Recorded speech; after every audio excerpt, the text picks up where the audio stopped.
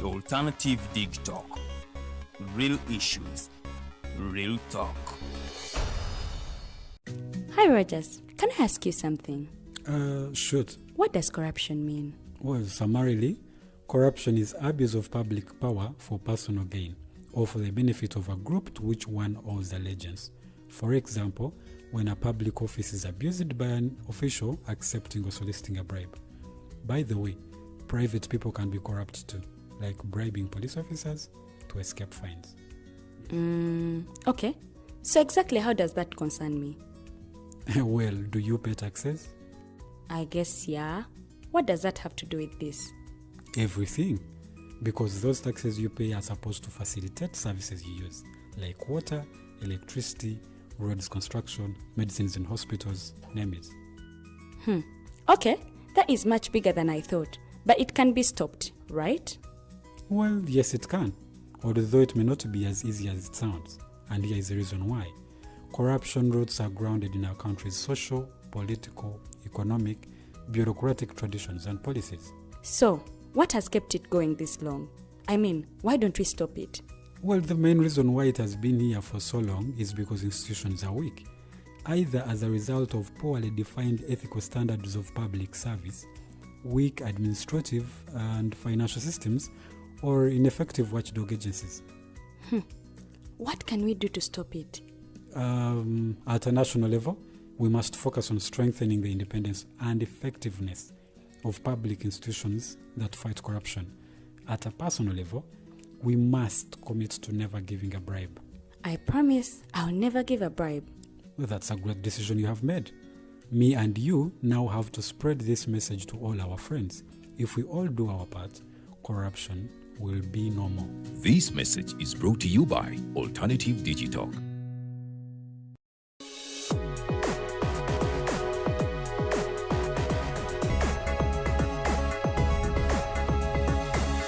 The Alternative Dig Talk. Real issues, real talk.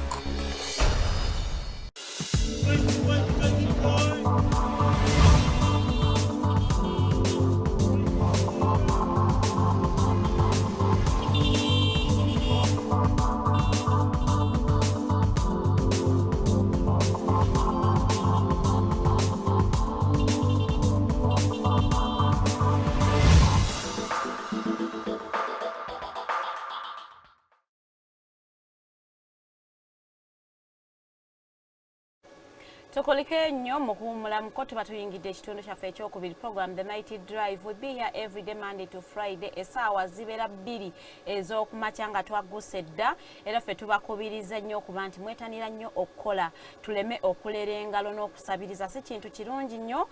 Tuli mu kaseera ka byabufuzi, kaseera ka bululu. Abamu ku mmwe mugenda na kwegoba ku mirimu gyammwe olw'okuba munnabyabufuzi akusabye obeere ku gaali ye. But I want you to think beyond the election period. What will happen? Singa munnabyabufuzi oyo aba agudde oba ng'ayiseemu agenze mu parliament. They are not going to go with you. Wabula ayinza okwetaagayo omuntu omu okola nga his or her personal assistant. So if you leave your job ogenda okunoonyeza omuntu akalulu, I want you to think beyond the election period and project your future after the elections. Ogenda kubanga okozeewo ki? Abamu babasuubiza nga babagenda okubafunira emirimu. Most of them don't have connections. Era connections bagenda kubanga ate bazifuna mu parliament gye bagenda. Ate era they have relatives who have studied and are also looking for jobs. Tolowooza nti agenda kubanga ate akusoosowaza nga ina muganda we yasoma. Abamu balina n'abaana baabwe abasomye. So I want to implore you okubanga ate musigala ku mirimu gyammwe. Support your people nga muli ku mirimu gyammwe. Nammwe abatannaba kubanga ate mufunayo ekyokukola era mbakubiriza nnyo tugende tunoonye emirimu. Abalina obusente sente, let us create opportunities for ourselves. Ate ne bannaffe be tusomye nabo batapinge mu opportunities ezo tuleme okubanga ate tutuule waka okulera engalo. Also tuyambe government okulaba nga tufightinga unemployment. employment bwe tugenze mu kuwumulamuko mbategeezezza ntugenda kukomawo nga tukubaganya ebirowoozo ku abductions oba okuwambibwa kw'abannabyabufuzi okugenda mu maaso mu ggwanga Uganda. Abantu bangi nnyo bazze bakwatibwa okuva mu bibiina ebyenjawulo naye okusingira ddala abaana ba NUP oba abawagizi ba NUP be bali mu ate be bakutte akati okubanga ate be bakyasinze okubanga bawambibwa era nga twalabye tweets ez'omukulu CDF General Muhoozi Kainerugaba ng'agamba nti abo bonna abaalabibwako ku parade eyakolebwa ku kitebe kya NUP bagenda kubanga ate bakwatibwa era a lot of NUP members they are on the run bali mu kubanga ate beekukumye olw'ensonga nti bali mu kutya okuwambibwa oba okukwatibwa. Kino nno kyandikosa abo abeesimbyewo olw'ensonga nti oba tokyali ku ground kubanga ate oyogerezeganya n'abo b'oyagala bakuwagire oba bakulonde. So ensonga ejo tugenda okubanga ate tukubaganyako ebirowoozo tulabe, do you think Uganda is moving forward oba eri mu kudda mabega as compared to other countries eziri mu kubanga ate zitambula ku peesi y'emu naffe? Ndowooza ensonga nga bwe nzongedde mukama wange ozigobera bulungi nnyo because you are a politician, a very active one at that. Kakati ensonga ya abduction ekisooka tetandise mu kiseera kino. Yes. Eruddewo mu ggwanga. Ezimu ku ngeri Mwami Museveni zakozeseza y'okusigala mu buyinza kwe kukwata abamuvuganya. Okubatulugunya, abamu ne baluzinga obulamu, abamu ne batabuluzinga naye ne babeera affected. Kati nganze omugongo gwakola ki? Gwafuna injari. Sifunanga busobozi bugutereeza.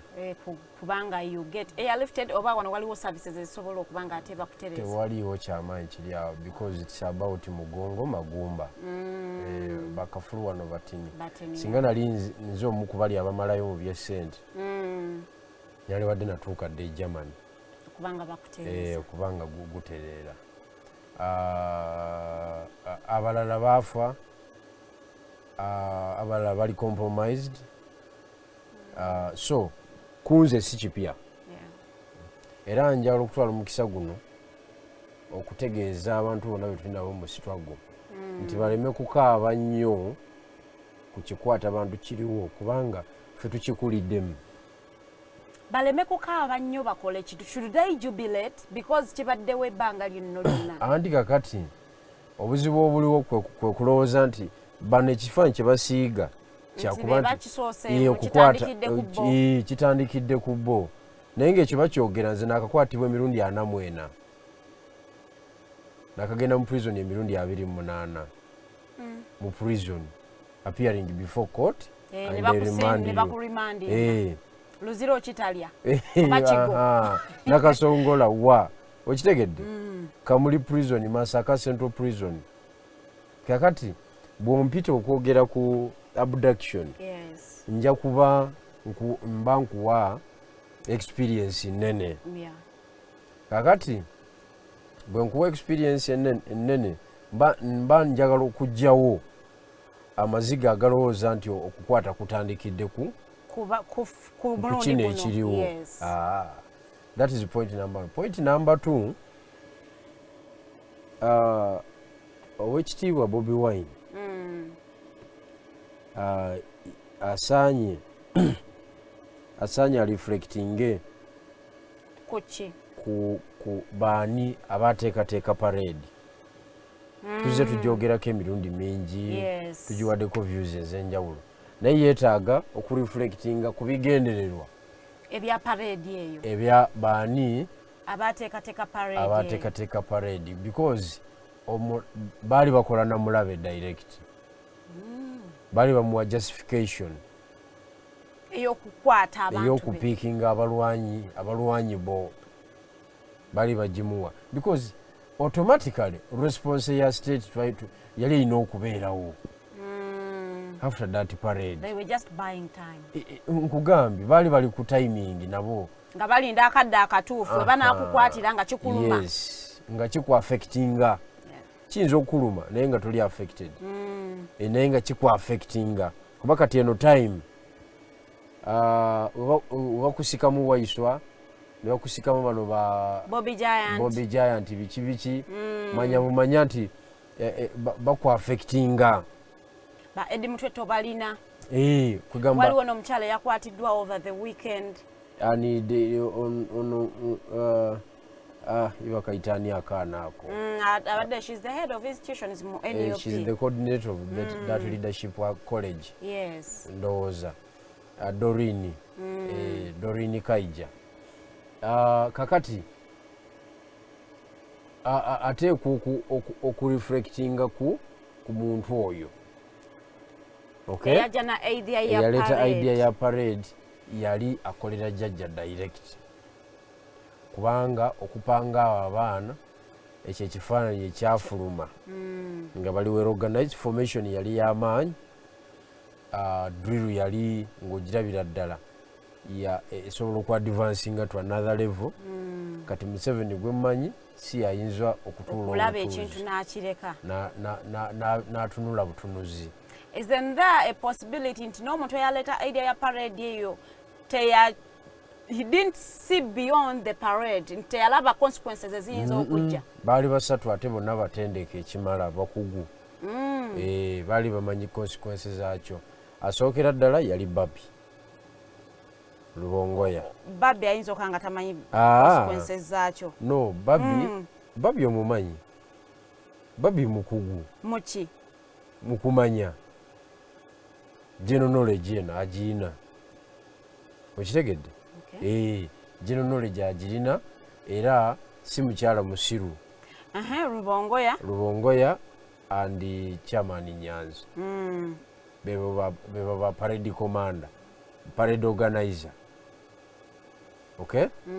Kakati ne kigenda mu maaso ne kibanga parade commander chairman Nyanzi. Ne bano bannaffe batandise okukwata byeyateeka mu maaso. Ne bayimba ennyimba z'amagye mu mbeera ey'okuliza omukulu amazaalibwa. Amazaalibwa ga Bobi Wine gateekebwateekebwa Babi buli mwaka.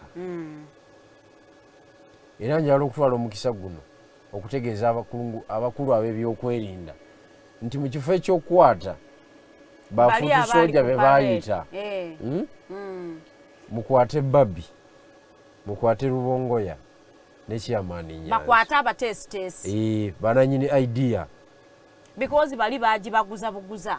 Babayita abaana abamu beekamuli, abalala bavaiganga, oyo Calvin w'ejjinja, babayita ku activity ya kibiina. Silently. Yes. Batuuka awo ne babawa engatta empya. Ne uniform. Desert Storm empya ne bagibawa. Ani procurement officer wa Desert Storm mu Nuupu Babi. Kuba ye nanyini edduuka eritunda ebintu byaki by'ekibiina. Kati bonna baali babayiyeemu Desert Storm mpyatuku. Kakati zayingira zitya eggwanga zayitawa okitegedde ebibuuzo bingi nnyo ebiri awo. Kati okukwata follower kati lwaki tokwata initiator ate security ina system eyo ey'okwagala okumanya ekinyusi.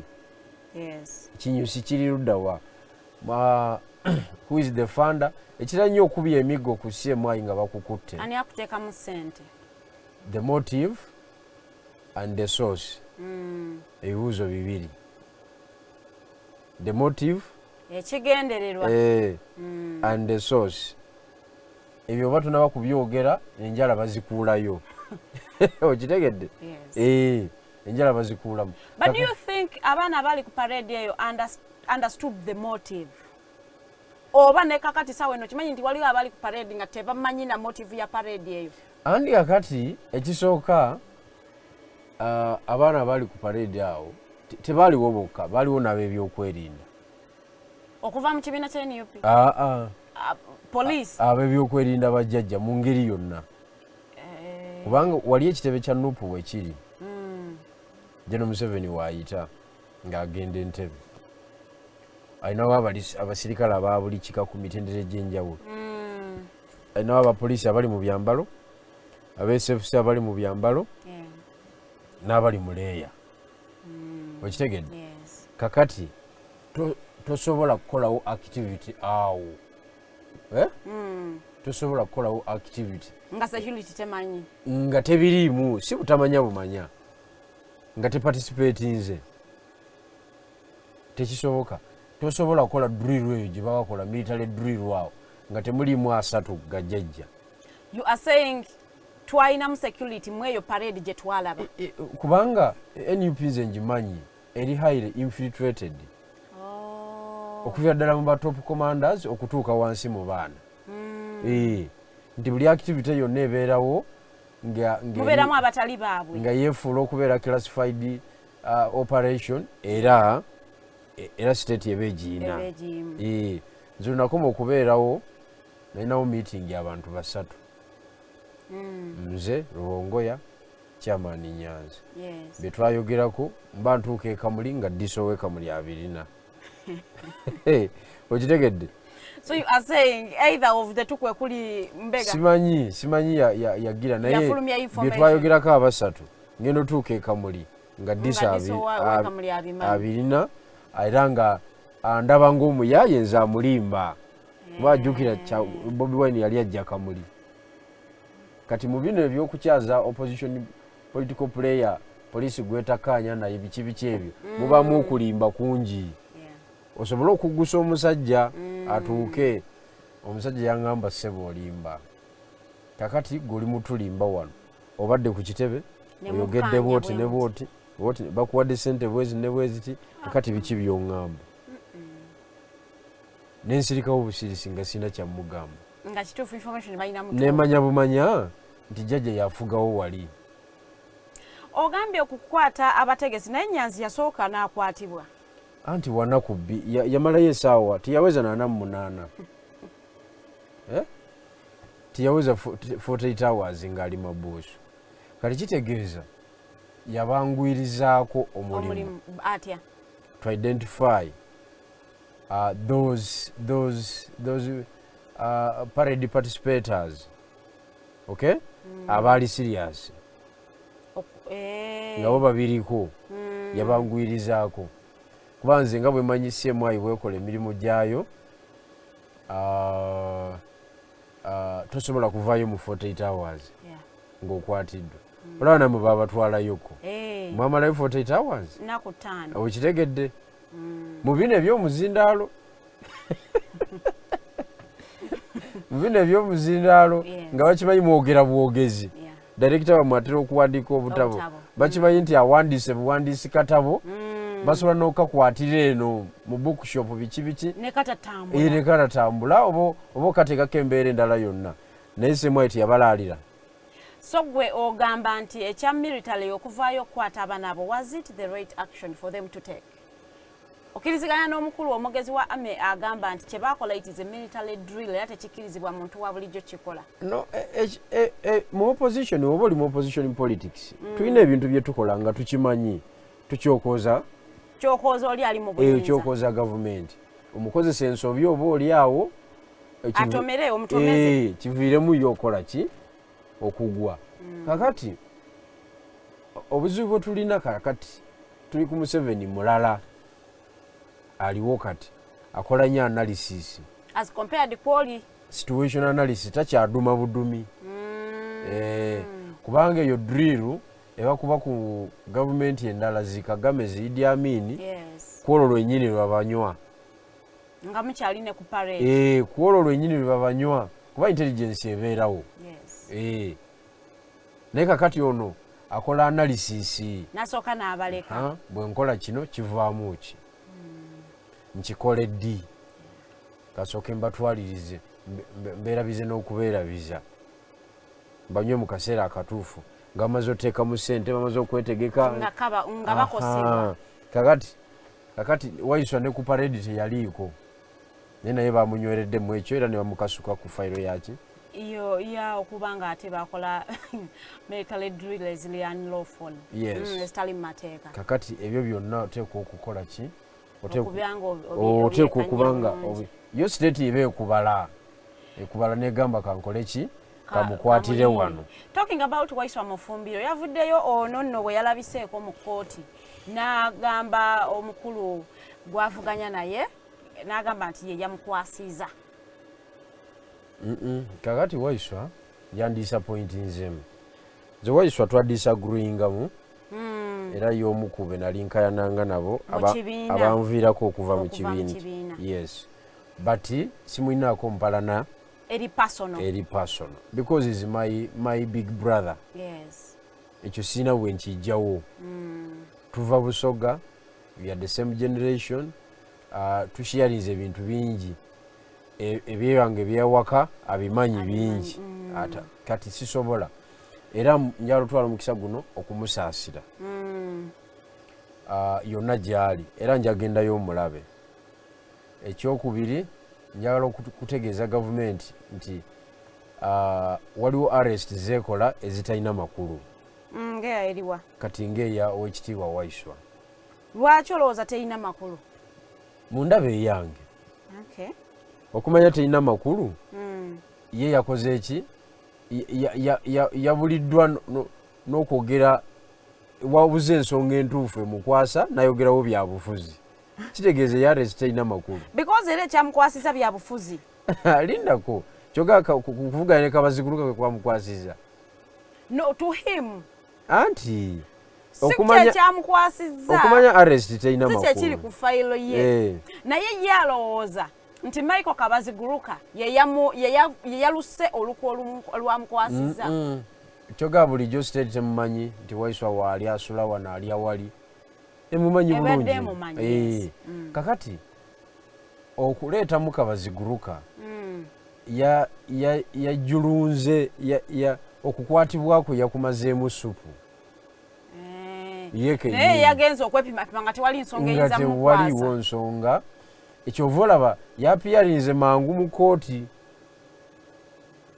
Nze bankwata banzijja mu Top Radio 2018.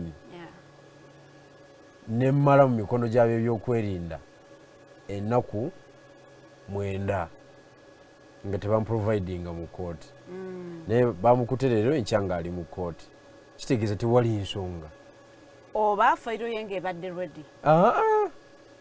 Bali abakola fayiro bo tebabula keesi mu pini code wali tebabula keesi gye babikula. Nanti basobola okubanga babadde bakutambulirako nga badi fayiro yo bagikola.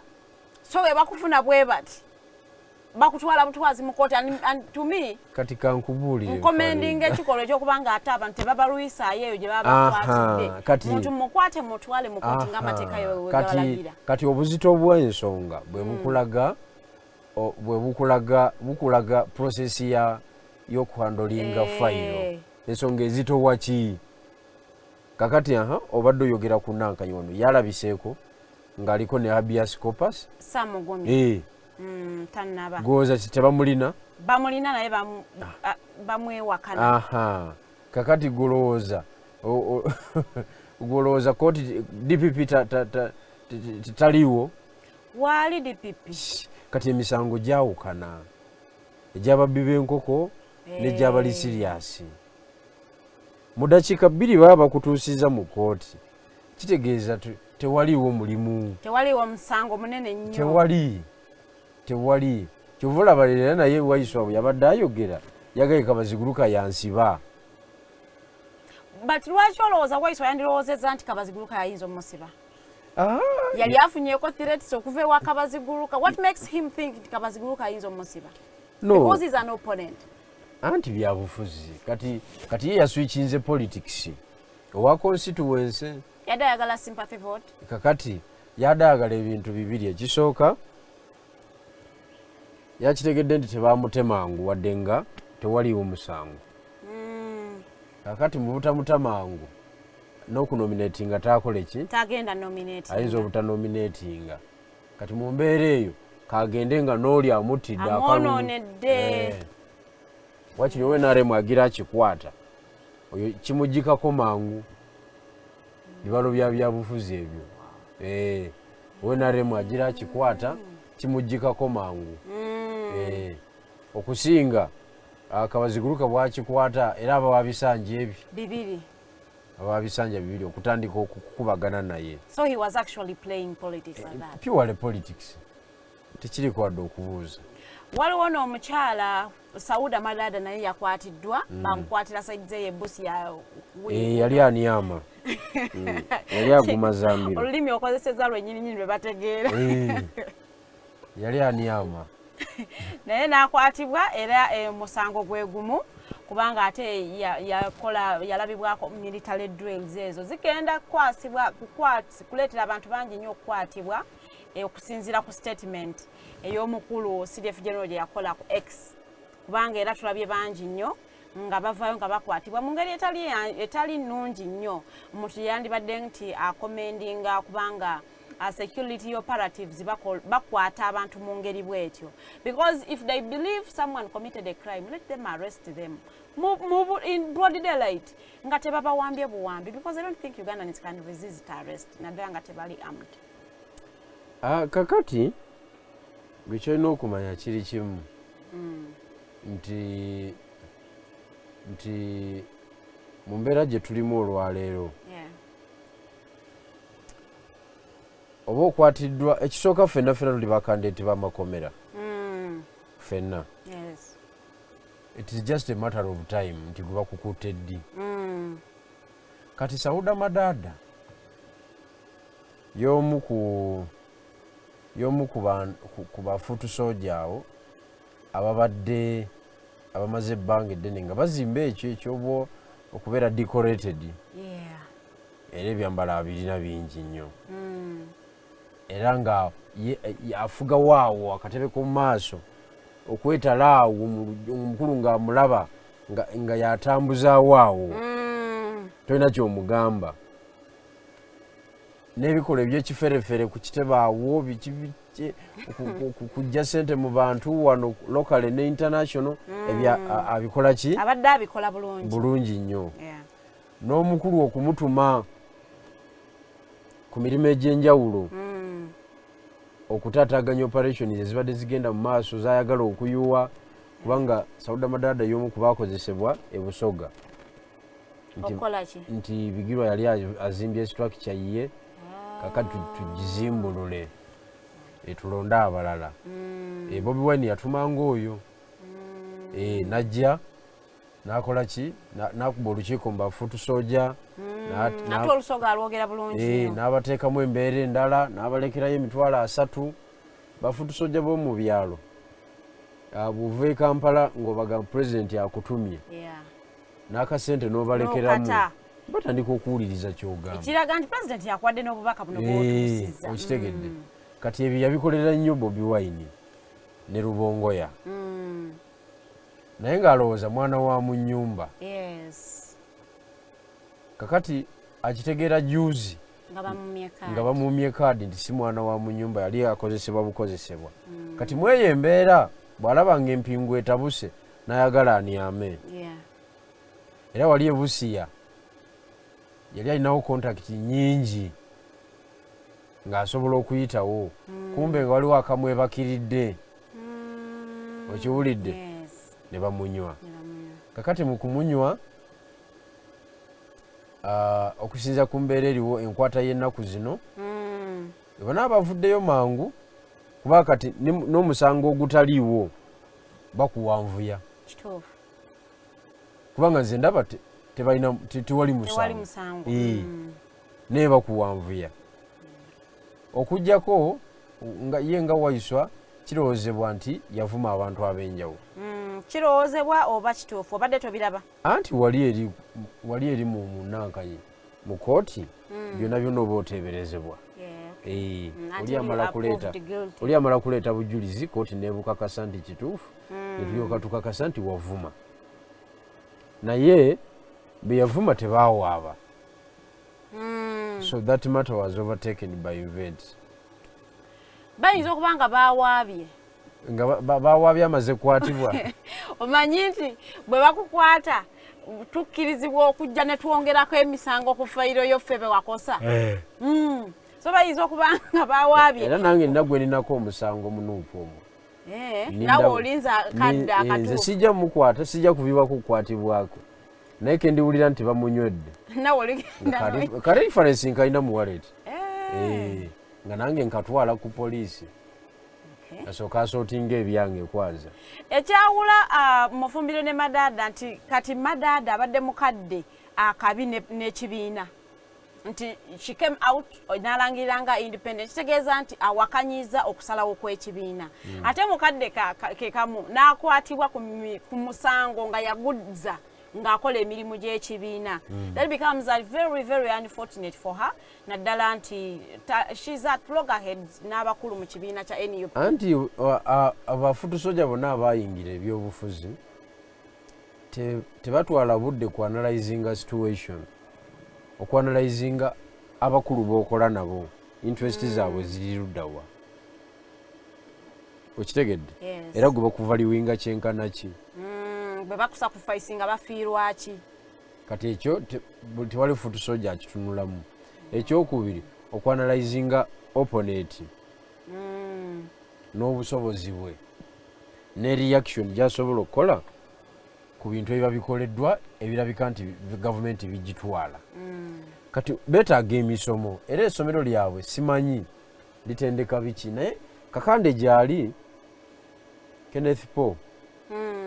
Kakande gyali Kenneth Paul simanyi byabasomesa ennaku zino but he is a good political trainer. Oli gwe nali mmanyi? Yes, he is a good political trainer.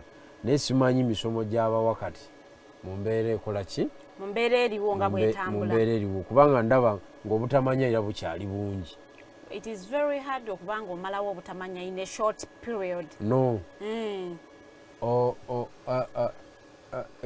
Obutamanya kati a political party is a group of people.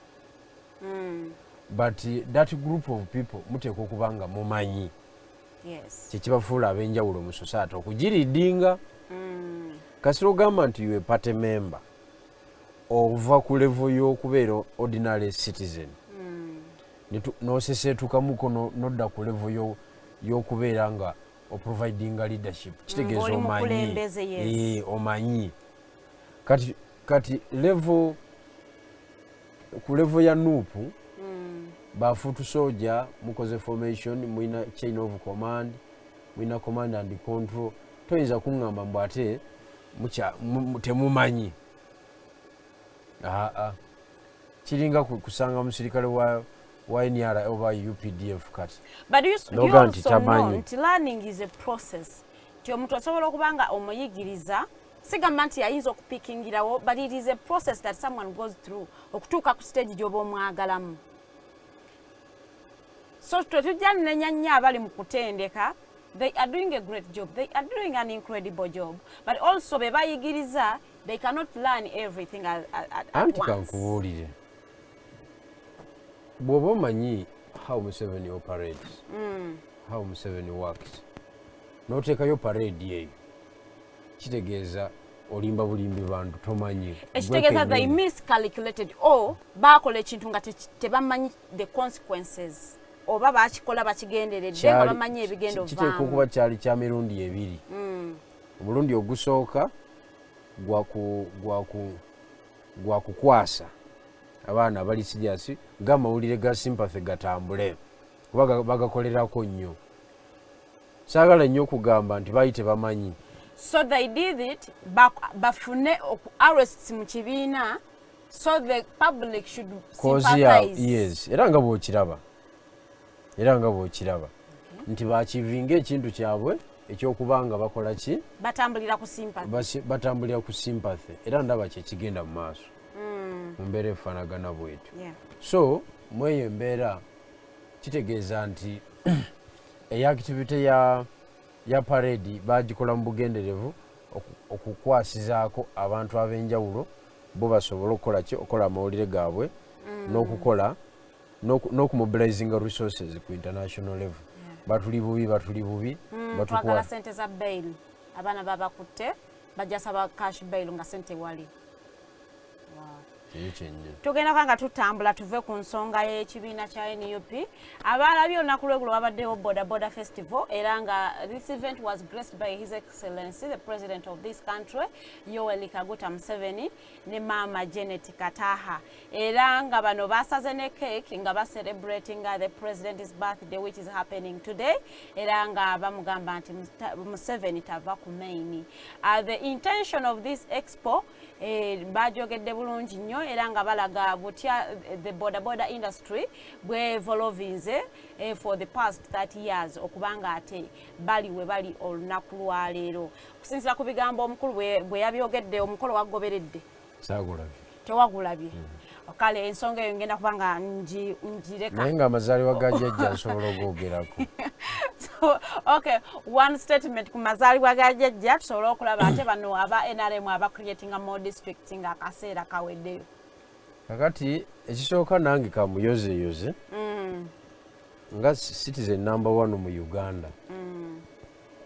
Ssebo John Yoweri Kaguta Museveni jjajja tukuyozaayoza okutuuka ku mazaalibwa go. Ate ng'oseka.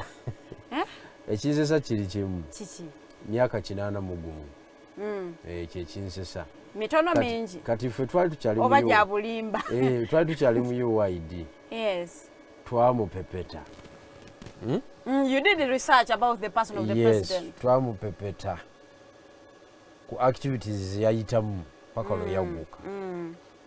Ne tumubala nga olwaleero luno lwa celebrating 81 nga ina kuba celebrating emeka. I supposed kubeera nga celebrating 87. You are saying president yasaze emyaka mukaaga.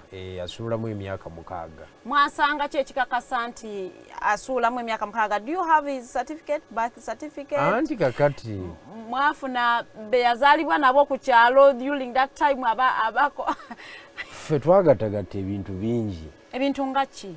Event kize musinzirako okugamba nti president yasuula emyaka mukaaga. Anti kakati ekisooka okulonda kwa nkaaga mugumu. Yalonda. Kituufu. Yalonda. Naye kisoboka nga yafuluukinga nga yali tannabeera of age. Of course nange nalonda mu 20 nange nalonda nga ndi 17 of age. Naye era as of today omuntu eyalonda mu 2001 siyinza kugamba nti ndi 35. Era tuba tujja kukuba okitegedde? Yes. Mba nsukkawo. Oba olimbye. Kakati omukulu by 1962 yali alina knowledge eya government. Ng'amanyi ebyobufuzi ng'amanyi ne government kyeki. Era akalulu k'ekinaana ekyekenkaaga mu ebiri bwe kaggwa ye yagaana okusigala ku opposition n'ayingira government. Kati omuntu oyo alina brain eyo mu ekyo ekiseera abawa bbanga ki? Abawa 18. N'abantu bedda bategeranga lindako omuvuka w'ennaku zino singa omugamba nti Kyagulanyi tawangudde ye n'abagamba nti nze sigenda ku opposition. Sisigala ku opposition teri buyinza. Kati n'abeerawo nti nze nnyingidde NRM. Nze nnyingidde NRM. Muvubuka oyo nno okimanyi nti ow'ennaku zino oyinza kumutandikiza ku myaka nga 28 agenda waggulu. Kudda waggulu. Okitegedde? Kati ye 62 yazannya bw'ati. Kati tugenda otuuka mu 67. Olwo ku ya 66 njibuuse.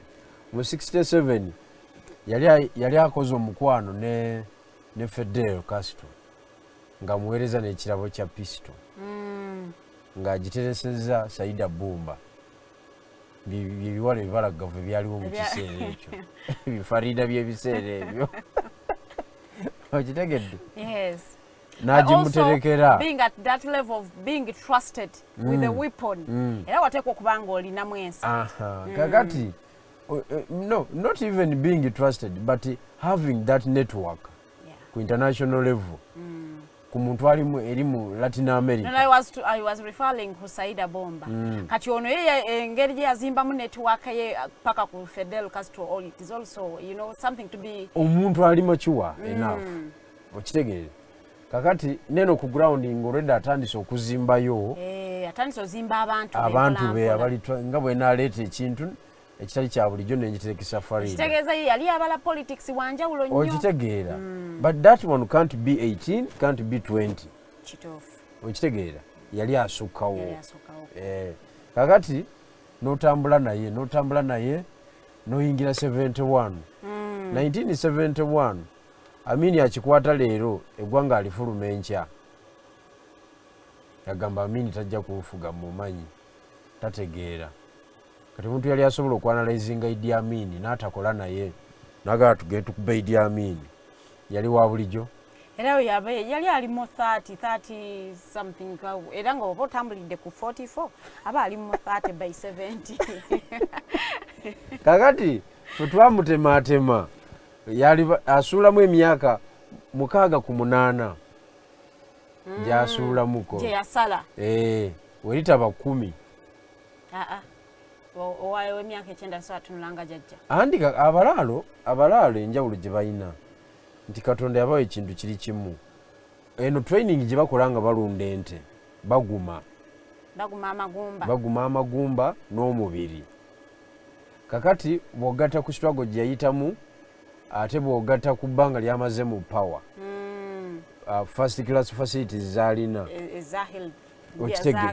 yes kati ogenda okulaba nga tolina kyomugamba nga waali okitegedde naye ebyo byonna byaffe ffe ng'abamuvuganya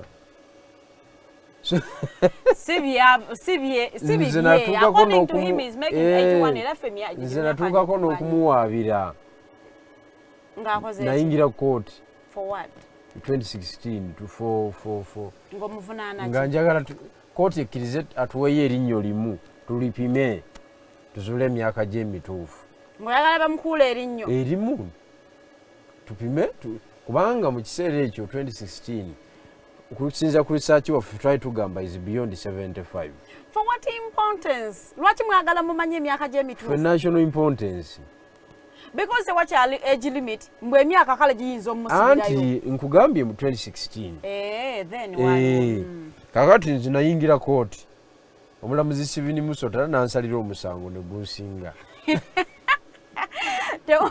tewaliimu kupeyinga damages n'okusasula balooya yagamba gwempaabidde akkirizibwa nange okumpaabira era nsasule damages ne costs byataddemu nawuza n'ekiriwo kiwanuka okitegedde kakati kati nze ng'abadde ku kyobukulu bwe n'emyaka gye twala omukisa guno okumuyozaayoza nga jjajja lwakuba nkimanyi nti is one of the few who are extremely blessed by the Almighty God because yamuwa gift of life empanvu n'amuwa luck okitegedde package yamuteera mu luck kwe kumuwa Bannayuganda abatategeera yes kubanga lake Bannayuganda boli mu kurifaringako I'm not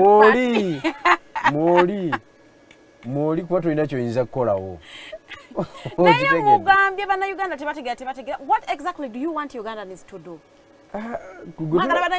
banansi ab'enjawulo tobalaba nga bajjako zi gavumenti it is because they have great leadership bakulembedde nammwe abakulembedde Bannayuganda temulina nyo mbadde ngamba Bannayuganda abatumbaavu ne GM se GM netwaliddemu weewaawo okitegedde wadde nga factors ezimu zinzijayo naye nga sigalayo ombalirayo okiwulidde so mu package ya luck Katonda gye yamuwa kwe kumuwa abantu bakulembera abatategeera bulungi byabufuzi abatalina kye bamanyi ku nsonga z'eggwanga wadde n'akamu okuggyako bo ogamba nti tuli mu Uganda okitegeera so mweyo embeera njagala okutegeeza batulaba n'abatuwuliriza nti General Kaguta Museveni Katonda amuwadde buli kintu kyonna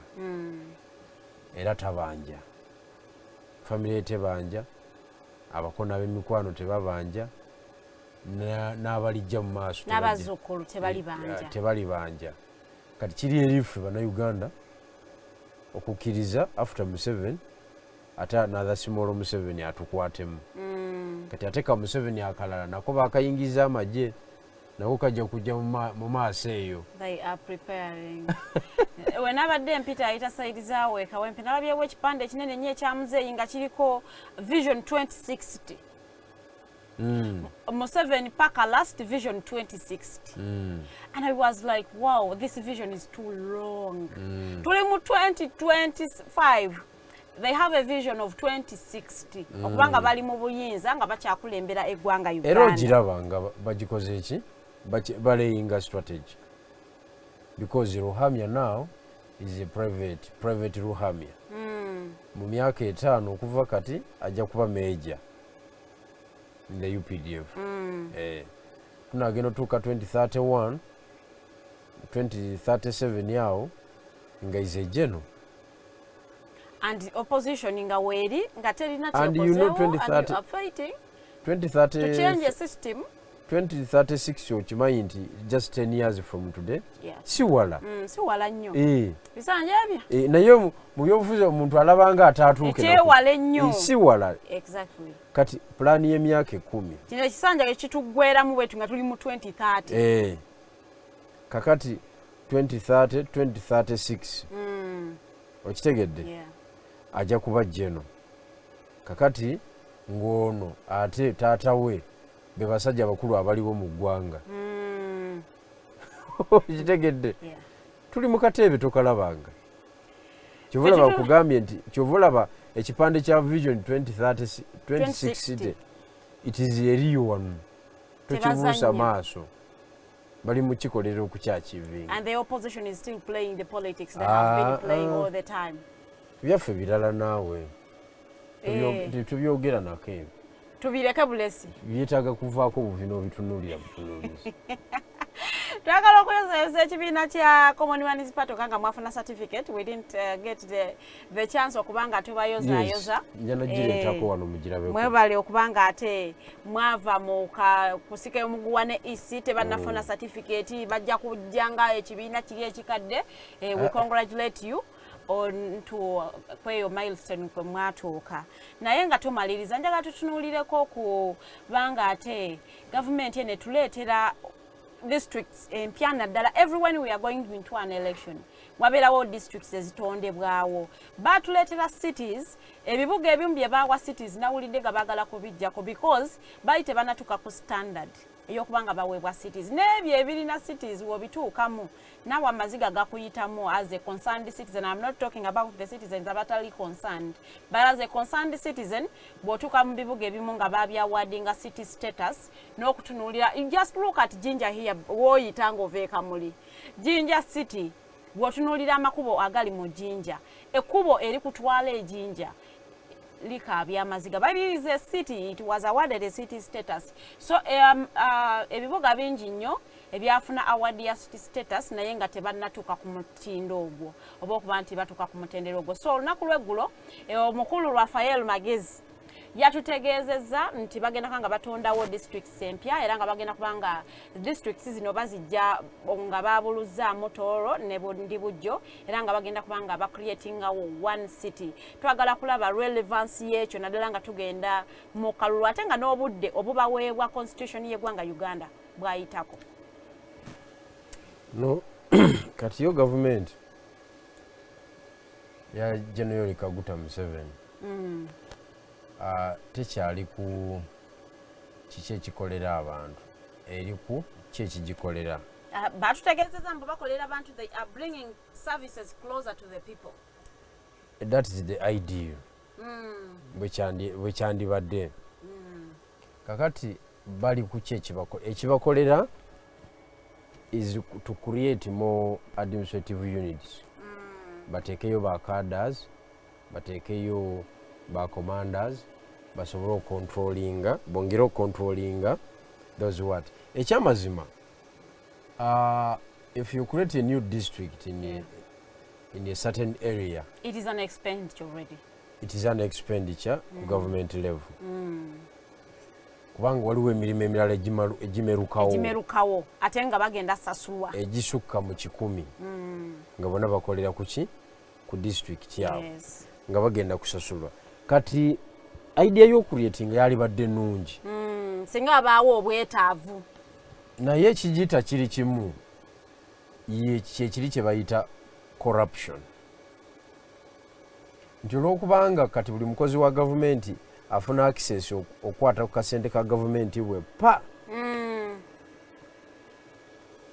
yeekolako ng'omuntu ekigenda ky'okutuusa obuweereza kyafa kubanga districts kati ku district okumanya teyina nnyo mugaso emirimu eginaakola mu district eyo batunda mitunde okufuna omulimu ku district okugula emiliyoni wakati we5 ne 15 kati omuntu aba aguze buguzi omulimu district service commission ngemuguziza omulimu kitegeeza nti omuntu oyo tagenda kukola effectively agenda kusooka kunoonya sente ze yateekamu kati azijjayo atya tazijjayo ng'afuna musaala guba teguzijjayo azijjayo nga abulankanya sente zaligenze mu services.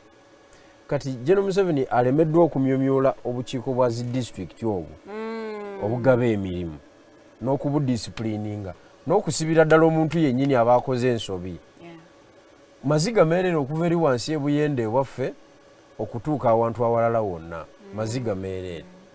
Kakati mweyo embeera ne kibanga ekigendero ky'okutuusa obuweereza ku bataka tekiriwo. Solution eri emu, if you fight corruption okay kubanga corruption yalimu forms nyingi si kigambo bugamba awo nti corruption kiikyo kirimu ebirala kirimu embezzlement of government fund kirimu tribalism kirimu favorism ezo nazo types of corruption kirimu bribery okitegeera. Kati ebikolwa byebyo ebintu byonna byebijjayo ekigambo corruption okay so ekyo ne kireeta obuweereza bwa gavumenti okubanga tebutuuka nga tebutuuka so ne tubanga tukoze eki nga aba atongeddeko akazito ka bwereere kyalina okukola ekituufu kiri kimu kuteeka fight ku corruption. Abakungu ba gavumenti ababulankanya abakola emirimu gadibengalye ababulankanya sente za gavumenti singa wabaawo okubalinnya kagere okw'amaanyi kisobola okusikeyaringa okuddamu okubulankanya sente za gavumenti ekyo ne kireeta gavumenti okusevinga sente ezisobola okutuusa obuweereza wansi. Otherwise okukuleetinga obukuleetinzi administrative units empya tekirina makulu.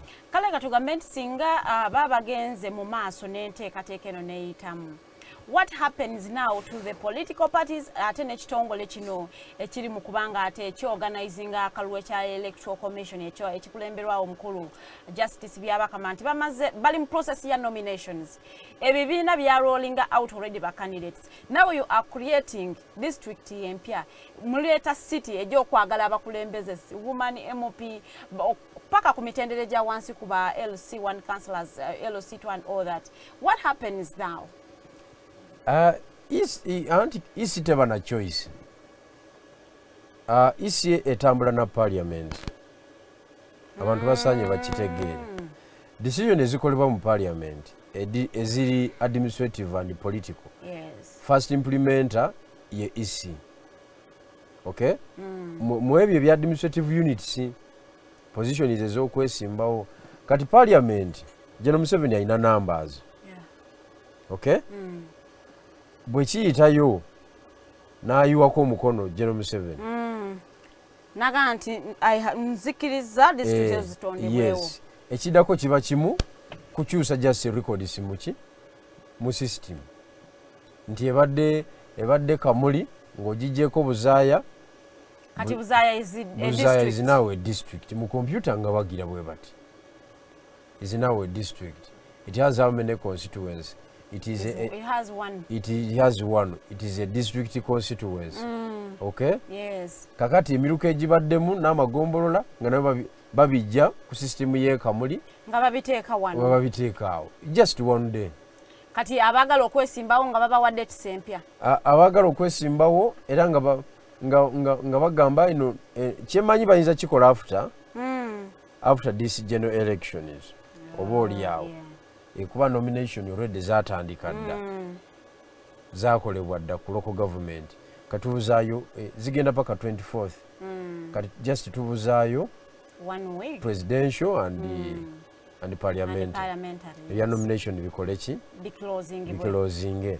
Kakati amendment zonna ezikolebwa kati zisobola okuimplementingibwa wetugenda awo immediately after 2026. By election nezikwajja.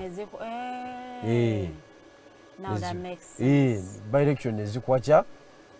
Ne balonda bawumane MP chairman 5 bwe bityo. Well, njagala okubanga ate nkwebaza okubanga onegaseko olunaku lwaleero. I have a few minutes. Naye twagala okubanga ate tukulisa omukulu eyagudde ku kabenje Muzeeyi Sabit. Omuvuka oyo namuloose n'omuloota nga ngenza okuziika. Ng'ogenze muziika? N'alayika kati teyafiiriddewo. No.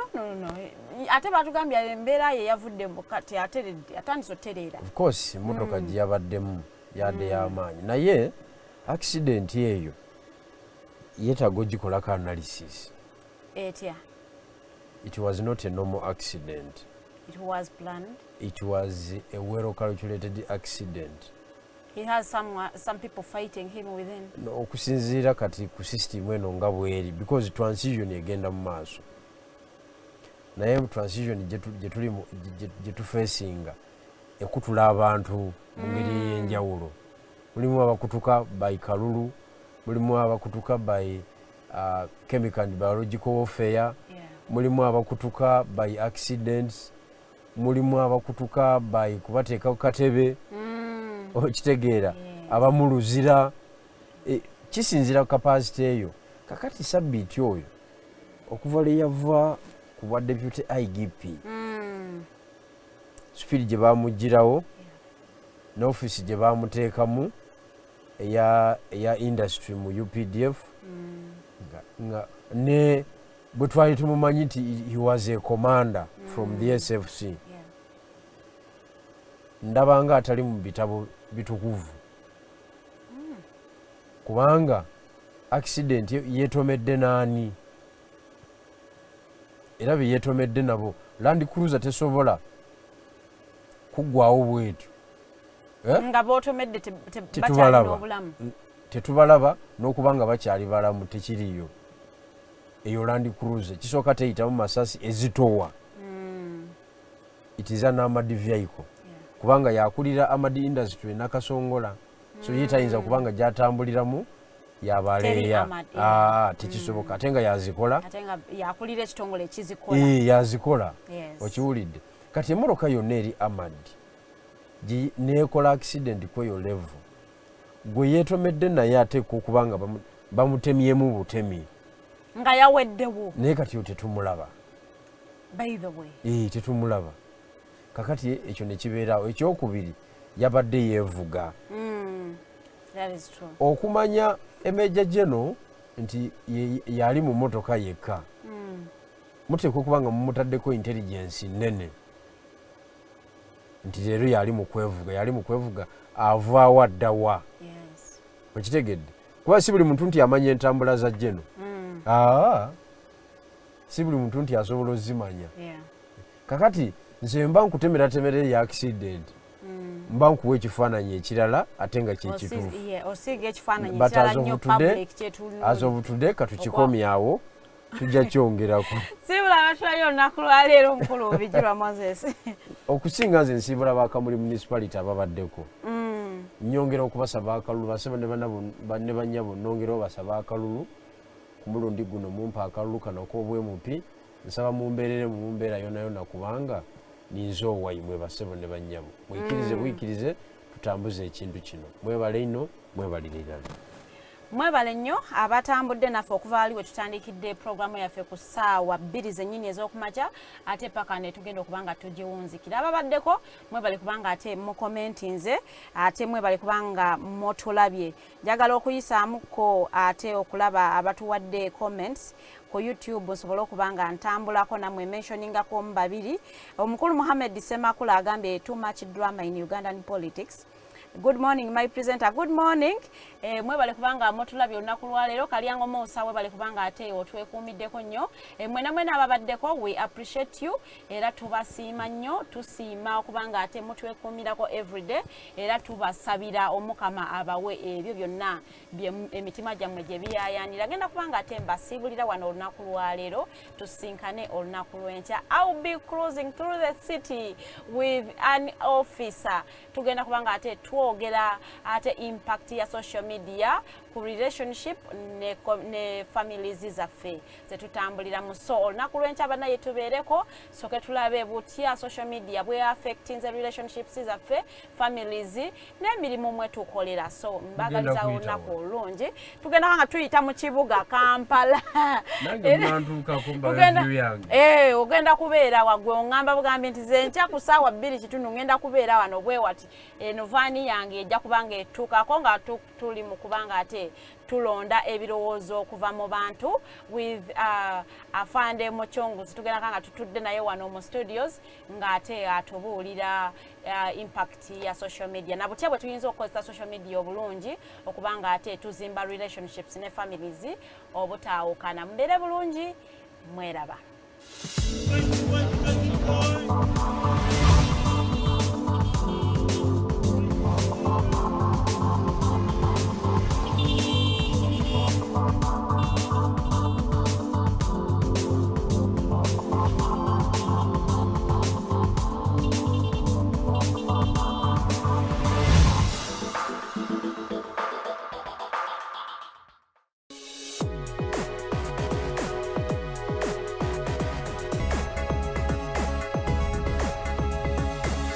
The Alternative Dig Talk. Real issues, real talk.